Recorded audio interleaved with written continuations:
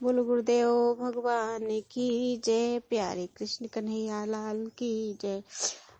पद्म पुराण पाताल खंड अश्व का गात्र स्तंभ श्री रामचरित्र कीर्तन से एक स्वर्गवासी ब्राह्मण का राक्षसी योनि से उद्धार तथा अश्व के गात्र स्तंभ की निवृत्ति। शेष जी कहते हैं, द्विश्रेष्ठ तदनंतर बंधे हुए चवर से सुशोभित वह यज्ञ संबंधी अश्व हजारों योद्धाओं से सुरक्षित होकर भारतवर्ष के अंत में स्थित हेमकूट पर्वत पर गया, जो चारों ओर से 10,000 योजन लंबा चौड़ा है। उसके सुंदर शिखर सोने चांदी आदि धातुओं के हैं। वहां एक विशाल उद्यान है जो बहुत ही सुंदर और भांति भांति के वृक्षों से सुशोभित है। घोड़ा उसमें प्रवेश कर गया। वहां जाने पर उस अश्व के संबंध में सहसा एक आश्चर्यजनक घटना हुई, उसे बतलाता हूँ, सुनिए।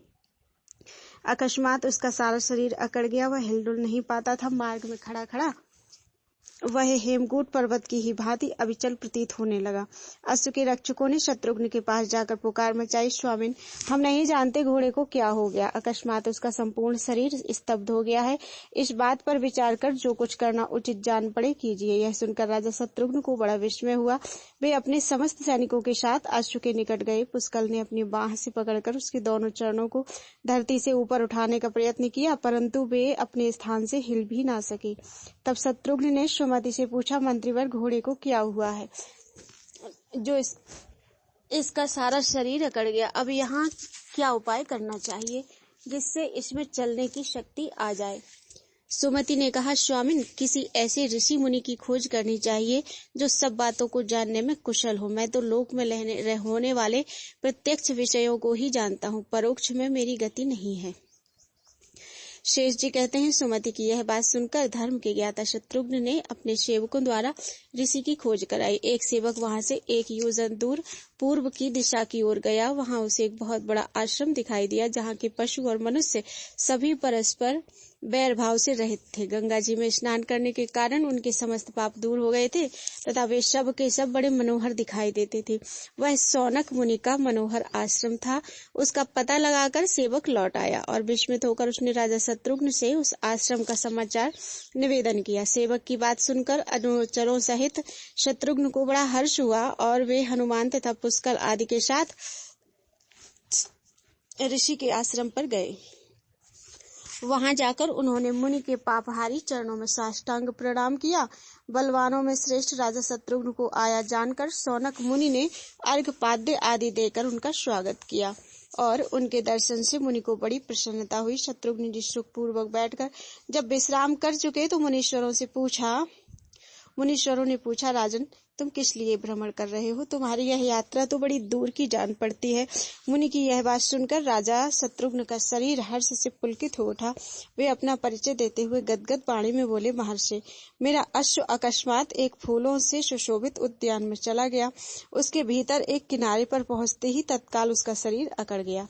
इसके कारण हम लोग अपार दुख के समुद्र में डूब रहे हैं। आप नौका बनकर हमें बचाइए। हमारे बड़े भाग्य थे जो दैवात आपका दर्शन हुआ। घोड़े की इस अवस्था का प्रधान कारण क्या है, यह बताने की कृपा कीजिए।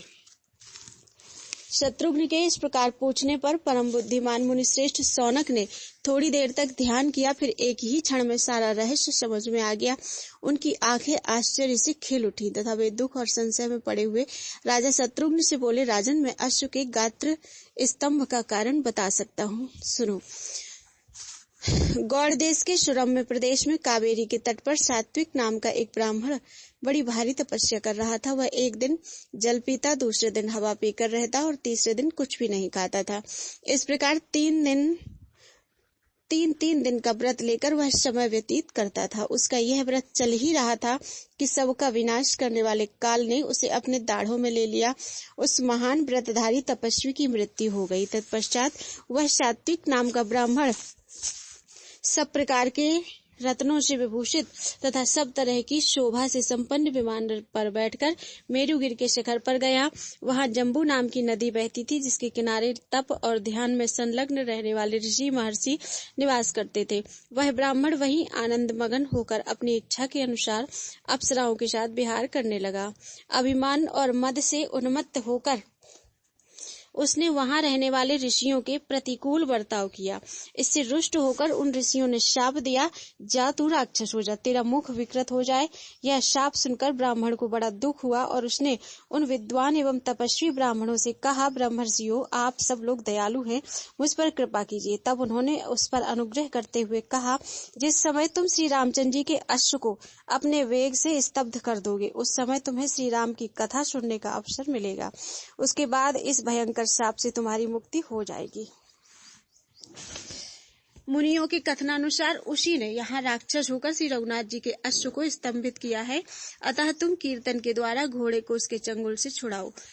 मुनि का यह कथन सुनकर शत्रु वीरों का दमन करने वाले शत्रुघ्न के मन में बड़ा विस्मय हुआ।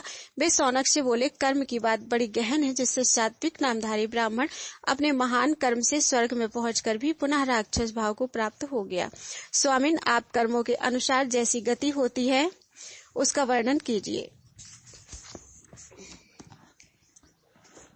जिस कर्म के परिणाम से जैसे नरक की प्राप्ति होती है उसे बतलाइए। शौनक ने कहा, रघुकुल श्रेष्ठ, तुम धन्य हो जो तुम्हारी बुद्धि सदा ऐसी बातों को जानने और सुनने में लगी रहती है।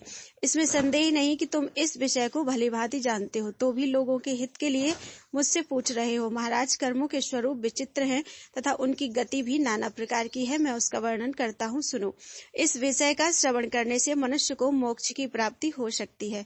जो दुष्ट बुद्धि वाला पुरुष पराये धन, पराई संतान और पराई स्त्री को भोग बुद्धि से बलात् अपने अधिकार में कर लेता है, उसको महाबली यमदूत कालपाश में बांधकर तामिश्र नामक नरकों में गिराते हैं और जब तक 1000 वर्ष पूरे नहीं हो जाते तब तक उसी में रखते हैं। यमराज के प्रचंड दूत वहां उस पापी को खूब पीटते हैं। इस प्रकार पाप भोग के द्वारा भलीभांति क्लेश उठाकर अंत में वह सूअर की योनि में जन्म लेता है और उसमें भी महान दुख भोगने के पश्चात वह फिर मनुष्य की योनि में जाता है, परंतु वहां भी अपने पूर्व जन्म के कलंक को सूचित करने वाला कोई रोग आदि का चिन्ह धारण किए रहता है। जो केवल दूसरे प्राणियों से द्रोह करके ही अपने कुटुंब का पोषण करता है, वह पाप परायण पुरुष अंधतामिश्र नरक में पड़ता है।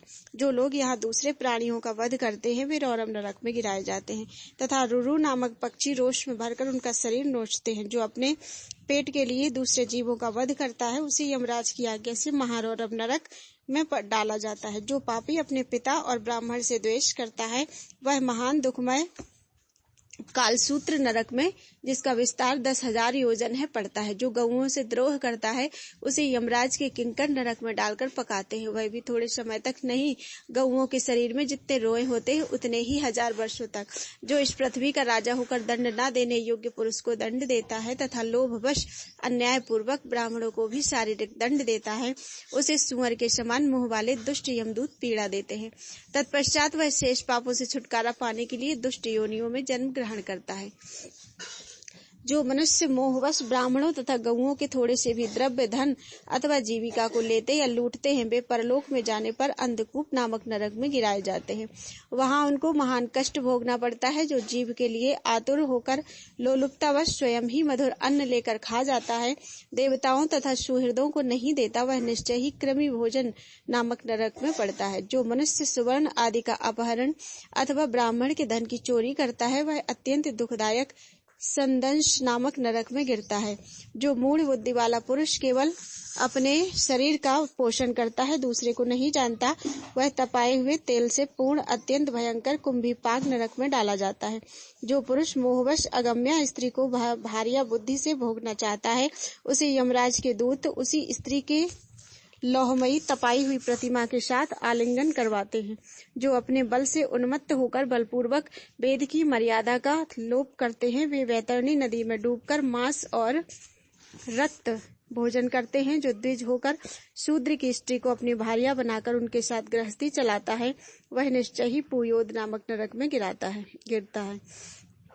वहां उसे बहुत दुख भोगना पड़ता है। जो धूर्त लोगों को धोखे में डालने के लिए दंभ का आश्रय लेते हैं, वे मूढ़ वैसस नामक नरक में डाले जाते हैं और वहां उन पर यमराज की मार पड़ती है।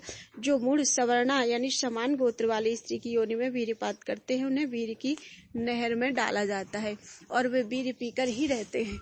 जो लोग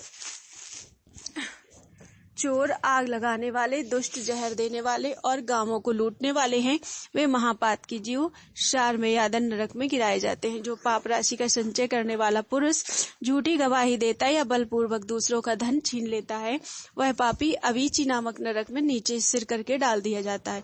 उसमें महान दुख भोगने के पश्चात वह पुनः अत्यंत पापमयी योनि में जन्म लेता है। जो मूढ़ सुरापान करता है, उसे धर्मराज के दूत गरम गरम लोहे का रस पिलाते हैं। जो अपनी विद्या और आचार के घमंड में आकर गुरुजनों का अनादर करता है, वह मनुष्य मृत्यु के पश्चात छार नरक में नीचे मुंह करके गिराया जाता है। जो लोग धर्म से बहिष्कृत होकर विश्वासघात करते हैं, उन्हें अत्यंत यातनापूर्ण शूलप्रोत नरक में डाला जाता है। जो चुगली करके सब लोगों को अपने वचन से उद्वेग में डाला करता है, वह दंदशूक नामक नरक में पड़कर दंदशूकों यानी सर्पों द्वारा डसा जाता है। राजन, इस प्रकार पापियों के लिए अनेकों नरक हैं। पाप करके वे उन्हीं में जाते और अत्यंत भयंकर यातना भोगते हैं। जिन्होंने श्री रामचंद्र जी की कथा नहीं सुनी है तथा दूसरों का उपकार नहीं किया है, उनको नरक के भीतर सब तरह के दुख भोगने पड़ते हैं। इस लोक में भी जिसको अधिक सुख प्राप्त है, उसके लिए वह स्वर्ग कहलाता है, तथा जो रोगी और दुखी हैं, वे नरक में ही हैं। दान पुण्य में लगे रहने, तीर्थ आदि का सेवन करने, श्री रघुनाथ जी की लीलाओं को सुनने अथवा तपस्या करने से पापों का नाश होता है। हरि कीर्तन रूपी नदी ही मनुष्यों के लिए सब उपायों से श्रेष्ठ है। वह पापियों के सारे पाप पंखों को धो डालती है। इस विषय में कोई अन्यथा विचार करने की आवश्यकता नहीं है। जो भगवान का अपमान करता है, उसे गंगा भी पवित्र नहीं कर सकती। पवित्र से पवित्र तीर्थ भी उसे पावन बनाने की शक्ति नहीं रखते। जो ज्ञानहीन होने के कारण भगवान के लीला कीर्तन का उपहास करता है, उसको कल्प के अंत तक भी नरक से छुटकारा नहीं मिलता। राजन, अब तुम जाओ और घोड़े को संकट से छुड़ाने के लिए सेवकों सहित भगवान का चरित्र सुनाओ, जिससे अश्व में पुनः चलने फिरने की शक्ति आ जाए। शेष जी कहते हैं, शौनक जी की उपर्युक्त बात सुनकर शत्रुघ्न को बड़ी प्रसन्नता हुई। वे मुनि को प्रणाम और परिक्रमा करके सेवकों सहित चले गए। वहां जाकर हनुमान जी ने घोड़े के पास श्री रघुनाथ जी के चरित्र का वर्णन किया, जो बड़ी से बड़ी दुर्गति का नाश करने वाला है। अंत में उन्होंने कहा, देव, आप श्री रामचंद्र जी के कीर्तन के पुण्य से अपने विमान पर सवार होइए और स्वेच्छानुसार अपने लोक में विचरण कीजिए। इस कुत्सित योनि से अब आपका छुटकारा हो जाए। यह वाक्य सुनकर देवता ने कहा, राजन, मैं श्री रामचंद्र जी का कीर्तन सुनने से पवित्र हो गया। महामते, अब मैं अपने लोक को जा रहा हूँ, आप मुझे आज्ञा दीजिए। यह कहकर देवता विमान पर बैठे हुए स्वर्ग को चले गए। उस समय यह दृश्य देखकर शत्रुघ्न और उनके सेवकों को बड़ा विस्मय हुआ। तदनंतर वह अश्व गात्र स्तंभ से मुक्त होकर पक्षियों से भरे हुए उस उद्यान में सबोर भ्रमण करने लगा। बोलो वृंदावन बिहारी लाल की जय।